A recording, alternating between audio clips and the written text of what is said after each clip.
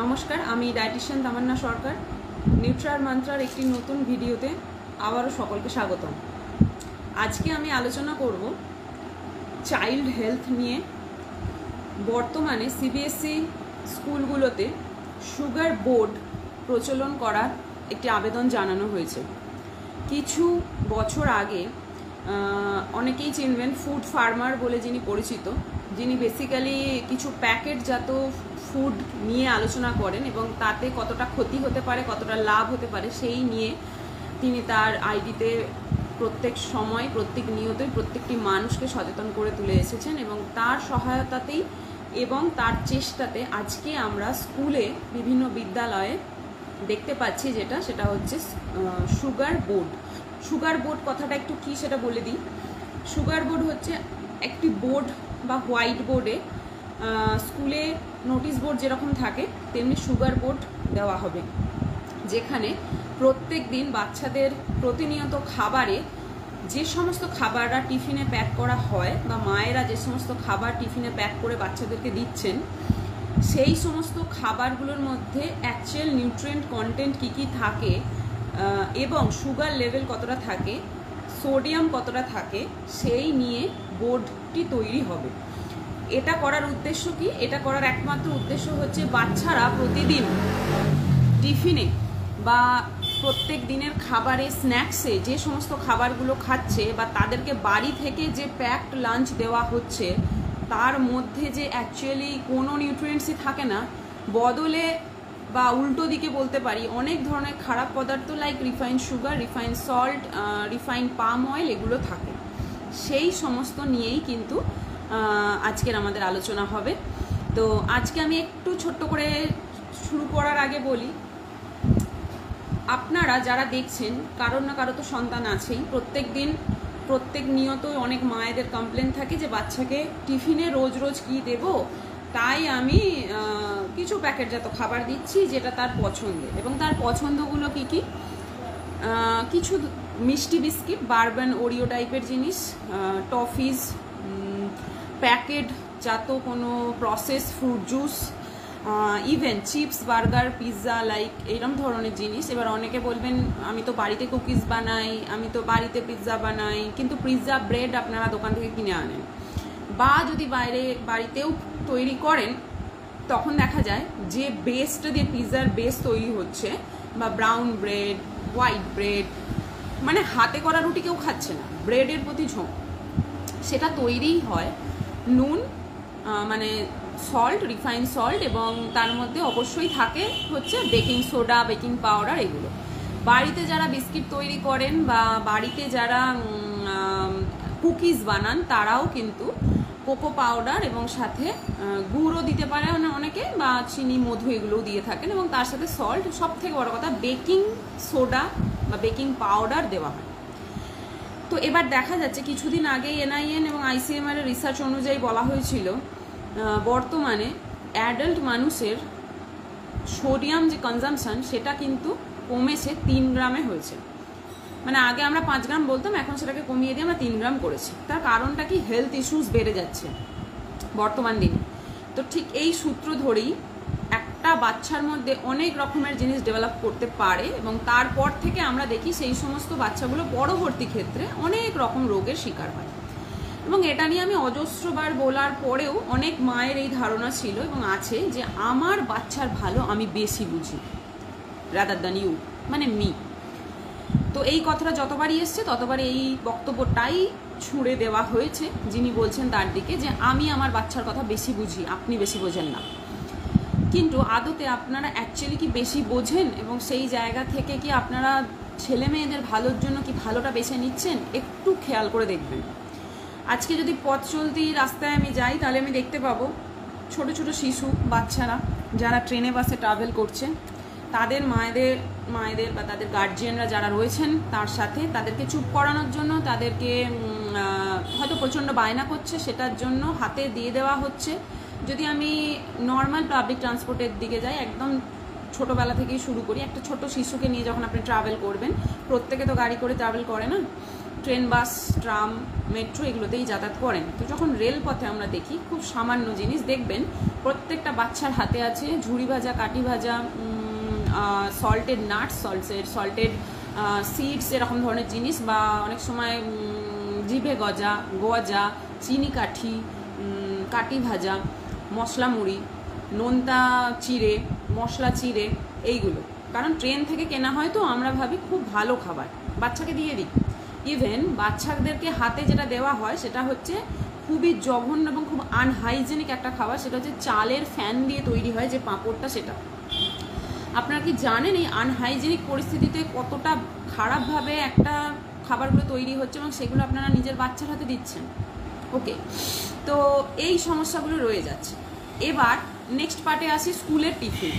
যখন একটা বাচ্চা এতটা সময় 6-7 ঘন্টা ধরে স্কুলে থাকছে বাড়ি ছেড়ে, তো মায়েরা একটা প্যাকেজ লাঞ্চ তাকে দিয়ে দিচ্ছে। সেই প্যাকেট লাঞ্চে হয়তো থাকছে স্যান্ডউইচ, হয়তো থাকছে লুচি পরোটা, অথবা থাকছে ওরিও বিস্কিট, কখনো বারবেন বিস্কিট, কখনো ফ্রুট জুস, কখনো রাসনা, কখনো ফ্রুটি স্লাইস ইত্যাদি। কখনো বায়না করছে তাই আমি তাকে ম্যাগি বানিয়ে দিচ্ছি, কখনো সে বায়না করছে তাই আমি তাকে চাউমিন বানিয়ে দিচ্ছি। কোথায় হেলদি ফুড? কোথায় ফাইবারজাত খাবার? কোথায় মেন কার্বোহাইড্রেট?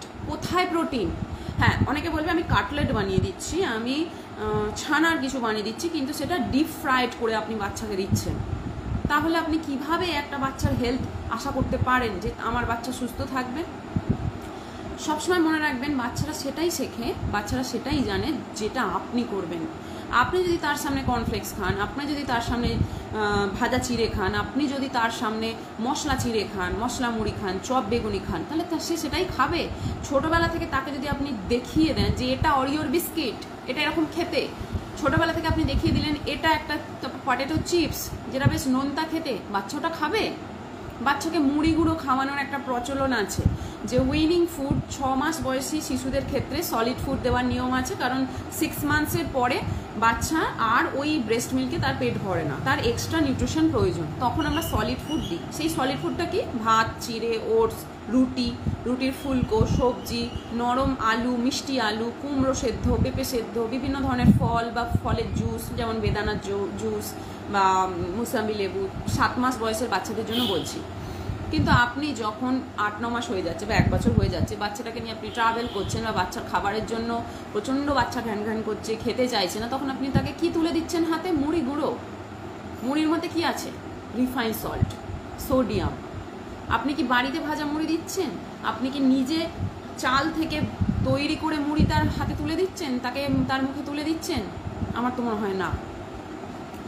তাহলে আপনারা কি করে মনে করতে পারেন যে আপনার বাচ্চা হেলদি থাকবে, সারা জীবন হেলদি থাকবে? এটা গেল একটা পার্ট। থার্ড পার্ট হচ্ছে, বাচ্চা যখন খেতে চাইছে না, বাচ্চা যখন ডিস্টার্ব করছে, বাচ্চা যখন ঘ্যান ঘ্যান করছে, আমি কি করছি? বাচ্চার হাতে তুলে দিচ্ছি এরকম একটা মোবাইল। কেন? সেই বাচ্চাই যখন 8-10 বছরে চলে যাচ্ছে, তখন সেই বাচ্চা কিছুতেই মা বাবার কথা শুনছে না যে মোবাইল ছাড়া সে খাবে না, মোবাইল ছাড়া সে শোবে না, মোবাইল ছাড়া সে কোনো কাজ করবে না। ইভেন এরকমও থ্রেট দেয় বাচ্চারা বাবা মাকে যে পড়াশোনাও ভালো করে করবে না। তাহলে আপনারা কি করে ভাবতে পারেন যে আপনার বাচ্চাকে আপনি একটা সুস্থ ভবিষ্যৎ দিচ্ছেন? আমি খুব ছোট্ট টপিক দিয়ে শুরু করেছি, এবার আমি আরও ভালো জিনিস বুঝিয়ে দিই আপনাকে। সম্ভবত লাইভে এটা উল্টো দেখাবে, তাও আমি একটু দেখানোর চেষ্টা করি। এটা একটা বিস্কিটের প্যাকেট। ওকে, বিস্কিটটা খুব সাধারণ একটা বিস্কিট, ভীষণ নর্মাল একটা বিস্কিটের প্যাকেট, যার মধ্যে ছবিতে দেওয়া আছে বড় করে গমের ছবি, তাই না? এর মধ্যে প্রচুর নাকি গম আছে। ওকে, খুব ভালো ব্যাপার।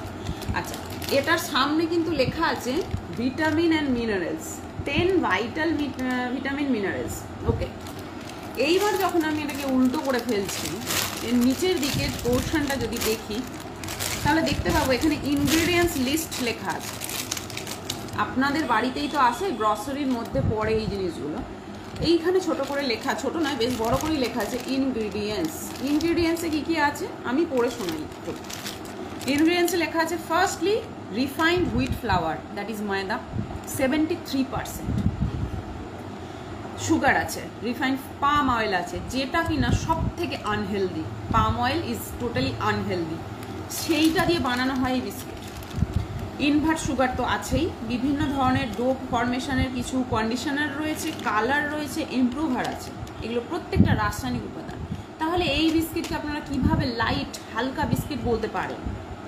তারপর এখানে লিখছে content wheat, milk and sulphite. এইটা দিয়েও আপনারা প্রতিদিন বাচ্চাকে দিচ্ছেন। শরীর খারাপ হচ্ছে, পেট খারাপ হচ্ছে, বিস্কিট মুড়ি খেয়ে নাও, চলে যাবে। এটা কি সত্যিই খুব ভালো খাবার? নেক্সট নিউট্রিশনাল ইনফরমেশানে আসি। প্রত্যেকটা প্যাকেটজাত খাবারে একটা বক্স করে নিউট্রিশনাল ইনফরমেশান লেখা থাকে।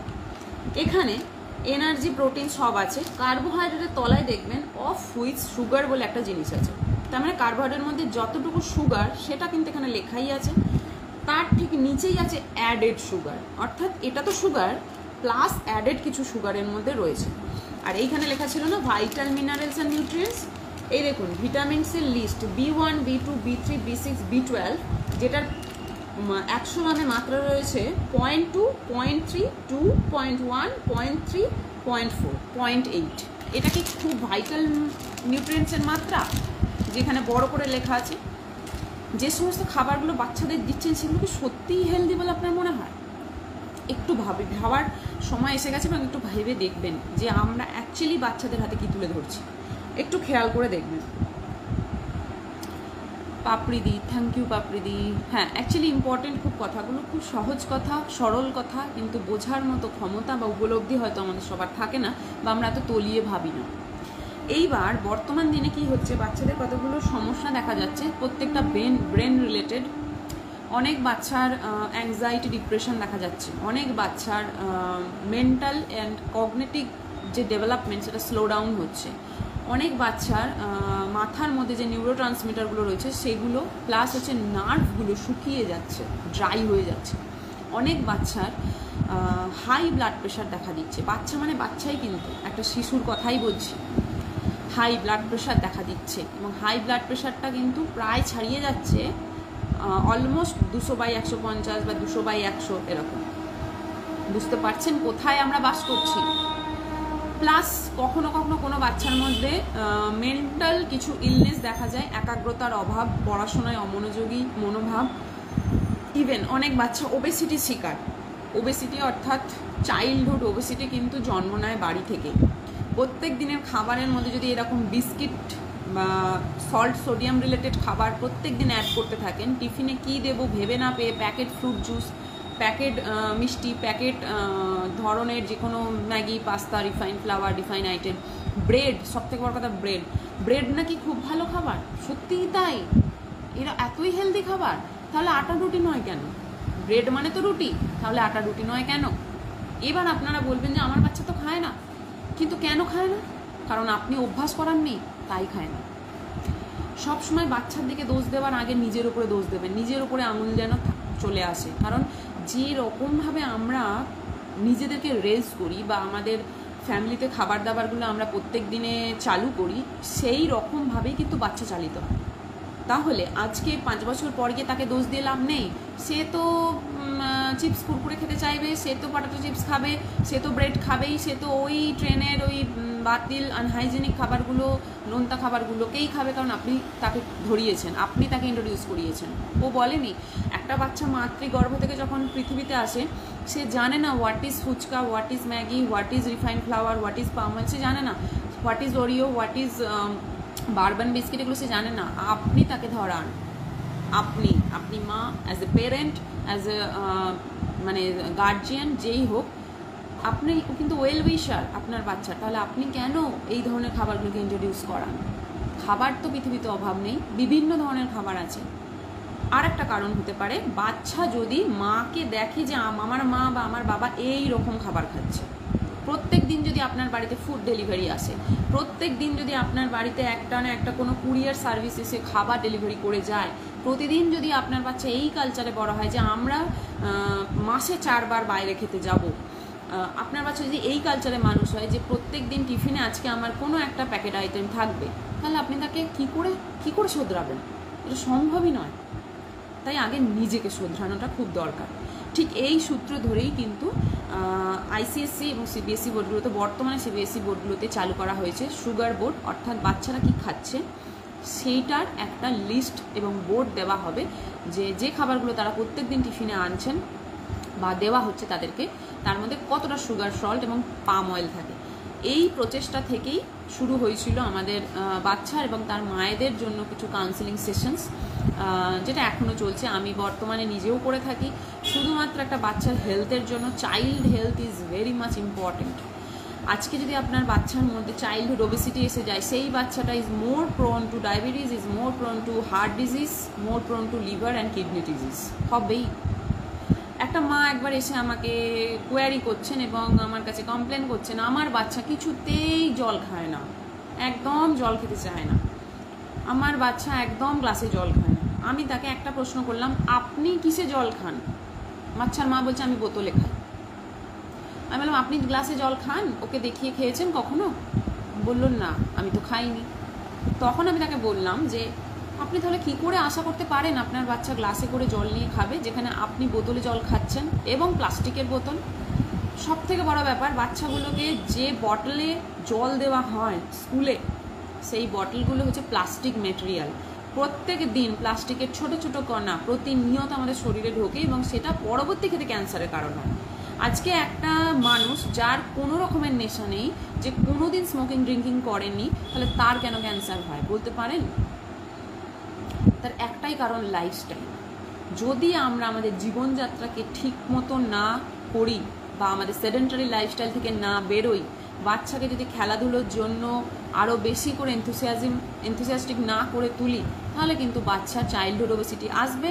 এবং বর্তমানে যেটা বাচ্চাদের মধ্যে দেখা যাচ্ছে, ভেরি মাচ মানে রেয়ার কেস, কিন্তু এখন প্রচুর বাচ্চার মধ্যে দেখেছি, সেটা হচ্ছে গলার এই রিংগুলোর মধ্যে কালো কালো ব্ল্যাক প্যাচেস আসছে, বাচ্চাদেরই আসছে। এটা ক্লিয়ার সাইন্স অফ অ্যানথ্রাকোসিস নিগ্রিকেন্স, অর্থাৎ ইনসুলিন রেজিস্ট্যান্স। চাইল্ডহুড ওবেসিটিতে হয়, শরীরে ফ্যাট মাসেলসে ফ্যাট যদি বেশি বেড়ে যায়, ক্যালোরি যদি বেশি বেড়ে যায়, অতিরিক্ত চিনি খেলে এরকম সমস্যা দেখা যায়। তাহলে একটা বাচ্চার হেলথকে নষ্ট করার অধিকার তো কেউ দেয়নি। আপনি নিজে একজন ওয়েল উইশার হয়ে বাচ্চার জন্য কিভাবে এত খারাপ জিনিসটা বাঁচতে পারে, নিজেকে প্রশ্ন করুন।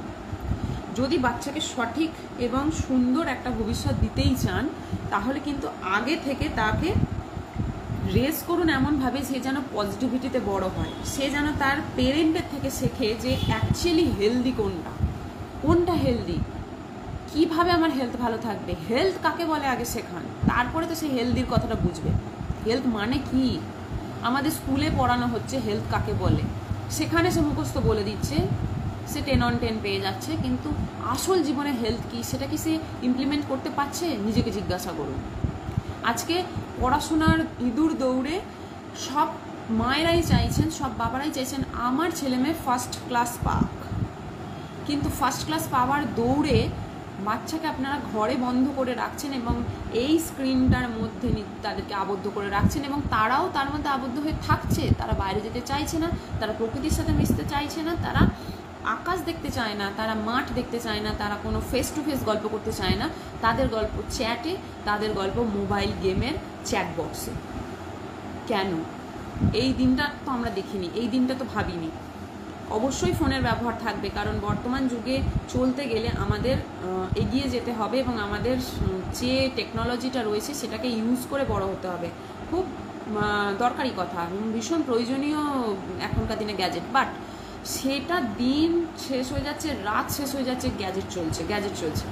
এবং দেখবেন আপনারা নিজেরাই ঘুমানোর সময় বা যখন আপনারা খেতে বসেছেন বা যখন নিজেদের মধ্যে টেবিলে বসছেন বা বিছানায় শুতে যাচ্ছেন, দেখবেন আপনার আশেপাশে ফোন থাকছে। আপনারা নিজেরাই তো ফোন স্ক্রল করছেন, রাদার দেন আপনার বাচ্চার সাথে কথা কম বলছেন। খাবার টেবিলে বসে ফোন অনেকেই চালনা করে। সেই জায়গা থেকে নিজেকে বিরত থাকুন। আজকে যদি আপনি করেন, আপনার বাচ্চাও তাই শিখবে। ওকে, তো সব কিছুর যেটা আপনি ভাববেন, যেটা নিজের উপরে ইমপ্লিমেন্ট করবেন, সব কিছুই ভালো খারাপ, হেলদি আনহেলদি, সব কিছু সেটাই আপনার বাচ্চা ইমপ্লিমেন্ট করবে। আপনি যা খাবার দেবেন সে সেটাতেই ইন্ট্রোডিউস হবে। তো আপনি হেলদি নেবেন নাকি আনহেলদি, পজিটিভ নেবেন নাকি নেগেটিভ, সেটা সম্পূর্ণ অ্যাজ এ পেরেন্ট আপনার উপরেই বর্তায়। সেই জায়গাটা বেছে নেওয়ার চেষ্টা করুন, সেই জায়গাটাকে অনুধাবন করার চেষ্টা করুন।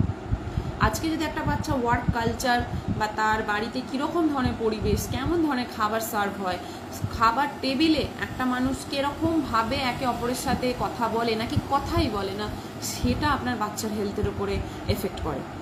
একটা মা যদি বা একটা বাবা যদি বা একজন পেরেন্ট হিসাবে যদি দেখে সারাক্ষণ একটা নেগেটিভ এনভায়রনমেন্টের মধ্যে থাকে, তাহলে বাচ্চার নেগেটিভিটি বাড়বে, তাদের হেলথ ওয়ার্স হবে, এটা ফ্যাক্ট। সেই জায়গাটাকে ঠিক করার চেষ্টা করুন। জিনিসগুলো অনেক অনেক ফাস্ট, বাট যদি আমি সরল রূপ দিই বা খুব সামান্যভাবে যদি এটাকে বোঝানোর চেষ্টা করি, সেটার রেসটা বা তার যে ইউনিটটা যদি বলি, সেটা কিন্তু ভীষণ সহজ। হেলদি আর আনহেলদি বাছাও কিন্তু ভীষণ সহজ। আপনি কোনটা বেছে নেবেন সেটা আপনার উপরেই বলে। আশা করি আমি সবাইকে বোঝাতে পেরেছি সুগার বোর্ডের ইম্পর্টেন্সটা অনেকখানি। আপনারা অনেকেই আছেন যাদের বাচ্চারা সিবিএসসি বা আইসিএসসি বোর্ডে পড়ে না, তাতে কোনো ক্ষতি নেই, কিন্তু আপনারা নিজেরাই নিজেদের বাড়িতে সুগার বোর্ড করে দেখান। আমি যেরকম একটা বিস্কিটের প্যাকেট দেখিয়ে সবাইকে বললাম, সেরকমভাবে বাচ্চাকে এডুকেটেড করে তুলুন। নিজেরা এডুকেটেড হন, তাহলেই বাচ্চা এডুকেটেড হয়ে যাবে। প্রত্যেকটা বাচ্চার হেলথ ইম্পর্টেন্ট, প্রত্যেকটা বাচ্চা আগামী দিনের ভবিষ্যৎ, প্রত্যেকটা বাচ্চার হেলথ ভেরি মাচ ইম্পর্টেন্ট। সেই জায়গাগুলো এনশিওর করা ভীষণভাবে দরকার, কারণ বাচ্চাটা আপনার হলেও সে একটা প্রাণ, সে একটা জীব, তার একটা ভবিষ্যৎ আছে, তার হেলথটা একটা সবথেকে বড় ব্যাপার। কারণ আজকে থেকে 5-10 বছর পর যখন সে কোনো জায়গায় পড়তে যাবে বা নিজের কেরিয়ার গঠন করবে, সেখানে যদি সে অসুস্থ হয়ে পড়ে, তাহলে তার দায়টা কে নেবে? তার থেকে বড় ব্যাপার তার হেলথ ইস্যুজে সে যদি সারাটা সময় ব্যয় করে ফেলে, তাহলে একটা টাইমের পরে সে নিজেকে কী করে শোধরাবে, পড়াশোনা কী করে করবে, নিজের ওয়ার্ক কালচার কী করে ব্যালেন্স করবে, নিজেদের পার্সোনাল লাইফ কী করে ব্যালেন্স করবে। এবং কোভিডের পর থেকে দেখা যায় যে প্রচুর মানুষ, বাচ্চারা তো বটেই, প্রচুর মানুষ কিন্তু হেলথ ইস্যুজে নিয়ে ভুগছেন। তাহলে সেই জায়গাটা আমরা তৈরি হতে দেবো কেন? একটা বাচ্চাকে ভালো করে রেজ করার দায়িত্ব যেমন মায়ের, বাবার, প্রত্যেকটা গার্জিয়ানের, প্রত্যেকটা পরিবেশের, তার থেকেও ইম্পর্টেন্ট হচ্ছে আমরা তাকে কি পরিবেশ দিচ্ছি, আমরা কতটা তার জন্য হেলথ কনসার্ন, আমরা কতটা কনসার্ন। শুধুই পড়াশোনাটাই কি সব কিছু, শুধুই কি তার লাইফস্টাইলটা সব কিছু, নাকি শুধুই খেলাধুলাটা সব কিছু, না সে কোন এনভায়রনমেন্টে আছে সেটা সব কিছু। অ্যাকচুয়ালি সব কিছু মিলিয়ে তার লাইফ, সব কিছুকে ব্যালেন্স করার চেষ্টা করুন। আজকে যদি সে 2 ঘন্টা ফোন নেয়, তাকে অন্য সময় কোনো ফেস টু ফেস খেলা বা ফেস টু ফেস কনভারসেশনে অ্যাট্রাক্ট করার চেষ্টা করুন। আপনিও একটা নির্দিষ্ট টাইম করার, যে আপনি এই টাইমেই ঘুমাতে যাবেন, এই টাইমেই ডিনার হবে, তাহলে বাচ্চাও সেইভাবেই করবে। আজকে যদি মা 11টা, 12টা, 1টায় ডিনার করে, বাচ্চা তো কিছুদিন পরে বলবে আমিও 11টা, 12টা, 1টায় ডিনার করবো, তাই নয় কি? তাহলে আমরা যেভাবে নিজেদেরকে রেস করব, নিজেদের লাইফস্টাইলকে লিড করব, সেরকমভাবেই কিন্তু বাচ্চারা তৈরি হয়ে যায়, এটা ফ্যাক্ট।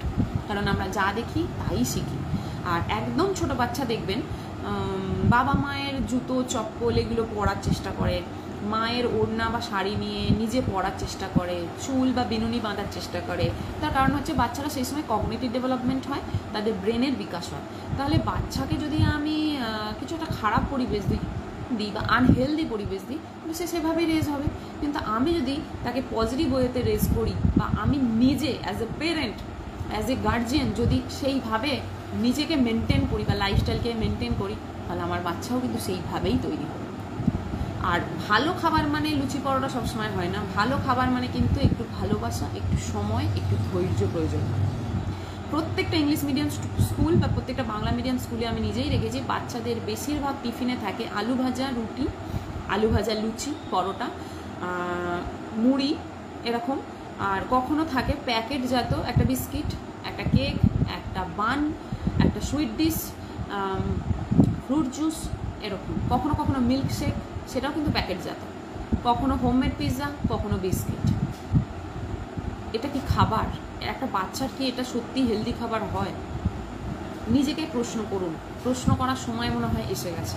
বাচ্চাদের হেলথ কিন্তু দিনে দিনে ডিটোরিয়েট করছে, বিভিন্ন ধরনের রোগ বাচ্চাদের মধ্যে দেখা দিচ্ছে। নিজের পার্সোনাল এক্সপিরিয়েন্স থেকে সকলের কাছে শেয়ার করলাম, আশা করি সকলের উপকার হবে। আমি জেনারেলি বাচ্চাদের এবং বড়দের প্রত্যেকেরই কাউন্সেলিং করে থাকি। মা এবং বাচ্চার জন্য আলাদা করে অনেক রকমের আমার সেশনস রয়েছে, আগামী দিনেও হবে। বাচ্চাদের জন্য বা মায়েদের জন্য প্রত্যেকটা সময়ে আমার দরজা খোলা আছে, কোনো অসুবিধা এতে নেই। আর হ্যাঁ, এখানে দেখবেন ডায়েট কনসালটেশনের জায়গাগুলো লেখা আছে যে আমি কোন কোন বিষয়ে ডায়েট কনসালটেশন করি, সেই জায়গাগুলো একটু দেখবেন, ফলো করবেন। কোনো মতে যদি কারোর কোনো রকমের হেল্প হয়, সেই ক্ষেত্রে আমি নিজেকে অনেক বেশি লাকি বলে মনে করবো। তো থ্যাংক ইউ সো মাচ যারা অলওয়েজ পাশে থাকেন, সাপোর্ট করেন। আগামী দিনে এরকম কিছু অ্যাওয়ারনেস রিলেটেড ছোটো ছোটো ভিডিও অবভিয়াসলি আপনাদের কাছে নিজে আমি তুলে ধরার চেষ্টা করব। আর আমার টক শো উইথ তামান্না তো চলবেই, সাথে আরও কিছু নতুন কিছু নিয়ে অবশ্যই আসবো। যারা দেখছেন বা যারা পরে দেখবেন রেকর্ডেড, সবাইকে অনুরোধ করব পেজটা লাইক করবেন, ফলো করবেন। আর যদি এই সেশনটা কারোর ভালো লেগে থাকে এবং কারোর মধ্যে পৌঁছে দিতে চান, কাইন্ডলি শেয়ার করে দেবেন, তাহলে অন্তত সকলের কাছে পৌঁছানো যাবে। Thank you so much. সকলের সুস্থতা আমি কামনা করি, কারণ মানুষকে ভালো রাখাটা যতটা শক্ত, তার থেকে বড় ব্যাপার হচ্ছে মানুষের পাশে থাকাটা। তো দুটোর চেষ্টাই আমি করি বা করে যাব আগামী দিনে, অ্যাজ এ ডায়েটিশিয়ান বা অ্যাজ এ নিউট্রিশনিস্ট। এবং আমি একজন টিচার হিসাবেও প্রত্যেক দিন বাচ্চাদের হেলথ ডিটোরিয়েট হতে দেখছি, সেই জায়গাটা খুব করুণ, খুবই কষ্টের। তো যাতে বাচ্চারা সুস্থ থাকে, আর একদম 6 মান্থস বা একদম 0 ডে থেকে শুরু করে 18 ইয়ার্স অফ এজ পর্যন্ত আমরা সবাইকে বাচ্চাই বলবো, চাইল্ডহুড পিরিয়ডই বলবো। কারণ যতই আমার অ্যাডাল্টহুড 18তে এসে যাক না কেন, WHO মতে কিন্তু অ্যাডাল্টহুড 19 থেকে আসে, 19 থেকে। তো 18 পর্যন্ত সবাইকে আমরা বাচ্চাই বলবো। তো যদিও তার মধ্যে ভাগ আছে, ইনফ্যান্ট আছে, চাইল্ড যারা school going children, pre school children, তারপরে হচ্ছে অ্যাডোলেসেন্স পিরিয়ড আসে। এই সময়টা একটু সমস্যা হয় বাচ্চাকে রেজ করার, বিভিন্ন ধরনের ডেভেলপমেন্ট তাদের মধ্যে চলে, মানসিক অনেক ধরনের প্রশ্ন চলে। কারণ আমি নিউট্রিশন আর বায়োলজি পড়ানোর দিক দিয়ে যখন শারীরবিজ্ঞান অর্থাৎ ফিজিওলজিটা পড়াই, সেই ক্ষেত্রে দেখি বাচ্চাদের মনে প্রচুর কোয়েশ্চেন আসে। তো যারা লাইভটা দেখবে, যদি আমার কোনো স্টুডেন্টরাও দেখে থাকো বা যারা স্টুডেন্ট আছো দেখতে পাও, যাদের কোনো রকমের যদি ফিজিওলজি নিয়ে কোনো কোশ্চেন থাকে, সেগুলো আমি উত্তর দেওয়ার চেষ্টা করব। আর ভবিষ্যতে কারোর যদি 11, 12 এবং আফটার HS যদি কোনো কেরিয়ার কাউন্সেলিং প্রয়োজন হয় যে কোনো স্টুডেন্টের ক্ষেত্রে, সেটা আমি অবশ্যই কাউন্সেল করে দেবো। ডায়েট কনসালটেশনের জন্য স্ক্রিনে দেওয়া নাম্বারে যোগাযোগ করবেন। কনসালটেশনের যেগুলো প্রসেস আছে সেইগুলো উপরেই লেখা আছে, কোন কোন বিষয়ে কনসালটেশন হয়, সেই জায়গাগুলো অলওয়েজ সকলের জন্য খোলা। আর হ্যাঁ, এখন কিন্তু রোগ বয়স দেখে আসে না, এখন কিন্তু পরিস্থিতি দেখে রোগ আসে। তাই সকলে সচেতন হন, যাতে প্রত্যেকটা রোগকে আমরা নিজেরা প্রিভেন্ট করতে পারি, বাচ্চাদেরকে ভালো রাখতে পারি, সর্বোপরি নিজে ভালো থাকতে পারি, সেই চেষ্টাটাই যেন আমাদের সব সময় থাকে। নিউট্রাল মান্তার পক্ষ থেকে আমি ডায়েটিশিয়ান তামান্না সরকার সকলকে ধন্যবাদ জানাই, যারা ছিলেন, যারা লাইভটা শেয়ার করেছেন। পরবর্তী সময় যারা দেখবেন তারাও বুঝতে পারবেন, আই হোপ। সেটা যদি একটু কারোর উপকার হয়, তাহলে কাইন্ডলি সবার সাথে এটা শেয়ার করে দেবেন। আজকে এখানেই সেশনটা শেষ করছি। আগামী দিনে নতুন কোনো ভিডিও, নতুন কোনো ইনফরমেশান নিয়ে আবারও আমি চলে আসব। আর যদি কারো কোনো সাজেশনস থাকে, তারাও কমেন্টে লিখতে পারেন। Thank you so much to all. Thank you. Good night.